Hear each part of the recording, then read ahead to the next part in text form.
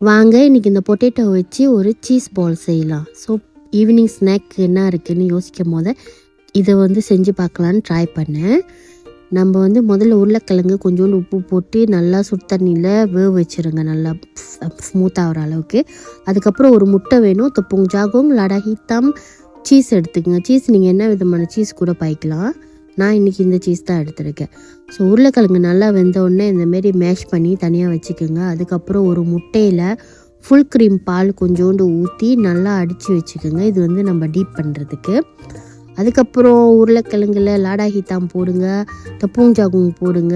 நல்லா கிண்டி சூடு ஆறினோன்னே கையில் கொஞ்சம் நல்லா பிணைஞ்சி விட்டுக்குங்க. அதுக்கப்புறம் இந்தமாரி பால் பண்ணி கொஞ்சம் இடம் விட்டு நம்மளோட சீஸை உள்ளே வச்சு நல்லா பால் பண்ணிடுங்க, சீஸ் வெளியாகாத அளவுக்கு. அதுக்கப்புறம் அந்த முட்டையில் நம்ம கோட் பண்ணிவிட்டு அதோட எடுத்து ப்ரெட் கம்ஸ்லேயும் நம்ம கோட் பண்ணிவிட்டு எத்தனை பால்ஸ் வேணுமோ நீங்கள் அதை எல்லாம் செஞ்சு வச்சுட்டு அதுக்கப்புறம் கடைசியாக நீங்கள் பொரிச்சிக்க வேண்டியதுதான் ஒரு ஐடியா. பொரிக்கும் போதே நீங்கள் ரொம்ப நேரம் அடுப்பில் போட்டு வேக வைக்க வேணாம். இது ஜஸ்ட் நீங்கள் அந்த மேலே உள்ள கோட்டிங் வேவுறதுக்கு மட்டும்தான்.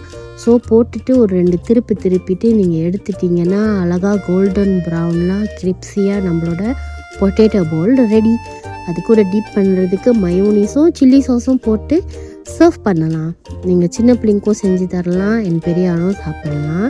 நார்மலாக சின்ன பிள்ளைங்களுக்கு இந்தமாரிலாம் நம்ம பொரிச்சு கொடுத்தா ரொம்ப பிடிக்கும். ஸோ நீங்கள் கடையில் வாங்குறதோட வீட்டில் செஞ்சிங்கன்னா இன்னும் நம்ம பார்த்து செய்யலாம். So happy try. வீடியோ பிடிச்சிருந்தால் லைக் பண்ணுங்கள், ஷேர் பண்ணுங்கள். இப்போ நான் சாப்பிட்டு பார்க்குறேன். So bye, thank you. Look at the cheese. கண்டிப்பாக நீங்கள் வீட்டில் அதை ட்ரை பண்ணி பார்க்கணும்.